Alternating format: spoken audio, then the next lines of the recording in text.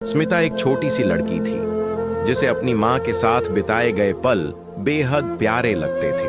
उसकी माँ सुमित्रा एक सरल और दयालु महिला थी जो दिन रात अपने परिवार की भलाई के लिए काम करती थी। स्मिता को याद आता है जब वह स्कूल से वापस आती थी तो उसकी माँ उसकी पसंदीदा मिठाई बना देती और उसके साथ घंटों बैठकर उसकी पढ़ाई और दिन भर की बातें सुनती।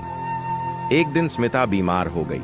बुखार, सर्दी और सिर दर्द ने उसे पूरी तरह से कमजोर कर दिया। उस समय सुमित्रा ने अपनी सारी चिंता और काम छोड़कर अपनी बेटी की सेवा में जुट गईं। रात भर जागते हुए उन्होंने उसकी तपती हुई देह को सहलाया, उसे पानी दिया और उसके माथे पर ठंडी पट्टियां रखी।